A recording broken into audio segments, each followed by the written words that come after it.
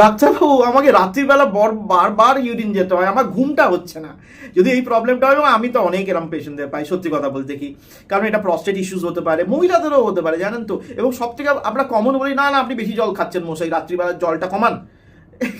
খালি এই ব্যাপারটা নয়, অনেক কিছুই ব্যাপার আছে। কারণ যতটা আমরা বয়স বাড়ে না, তাহলে আমাদের কিডনিতে না ওই ওই কনসেন্ট্রেটিং মানে ইউরিনটাকে না ঘনত্ব দেওয়ার ক্ষমতাটা কিডনির কমে যায়। সেই জন্য ডাইলিউট ইউরিনটা আপনাদের বডিতে রাত্রিবেলা বেশি প্রোডাকশন তৈরি হয়। এবং তার সাথেও কি আমাদের বয়স হলেও ওই ব্লাডের ক্যাপাসিটিটাও কমে যায়, ছোট হয়ে যায় মূত্রথলিটা, তাহলে বারবার ইউরিন করতে যেতে হয়। দ্বিতীয়ত হচ্ছে যদি আপনার সুগার থাকে, আপনার যদি ধরুন প্রস্টেটের সমস্যা থাকে, সুগার হচ্ছে কিন্তু ইউরিন প্রোডাকশনটা বাড়ছে, প্রস্টেটের সমস্যা ইউরিনটা পুরোপুরি পরিষ্কার হচ্ছে না, এবং প্রেশার, হাই প্রেশার, হার্টের ইস্যু, স্লিপ অ্যাপনিয়া থাকে, তাহলে কি থার্ড স্পেসিং হয়। থার্ড স্পেসিংটা হচ্ছে আপনারা রাতের দিকে যখন শুতে যাচ্ছেন তখন ওই রক্ত ধমনী থেকে আপনার ফ্লুইড আউটপুটটা হয়ে যাচ্ছে টিস্যুতে, এবং সেটা গিয়ে আবার কিডনি দিয়ে বেরিয়ে যাচ্ছে রাত্রিবেলা বারবার। সেটাকে বলা হয় নকচার্নাল পলিউরিয়া।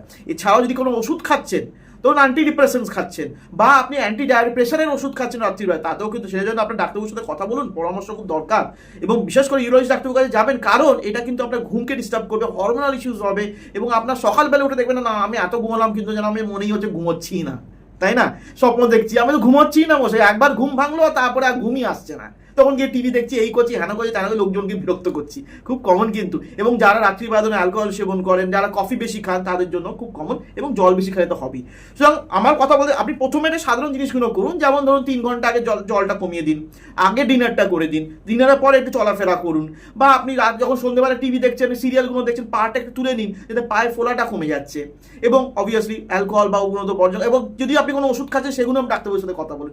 খুব কমন ব্যাপার, খুব তাড়াতাড়ি কিন্তু আপনি লাভবান হতে পারে সিম্পল টেকনিক দ্বারা। কিন্তু আপনার ইউরোলজিস্ট ডাক্তারবাবুর কাছে জন্য আপনাকে যেতে হবে, এবং আমিও আছি। যদি আমার চ্যানেলটা সাবস্ক্রাইব করে দেন, এই নিয়ে প্রচুর ভিডিও আপনি পাবেন। সুস্থ থাকবেন, সাবধানে থাকবেন।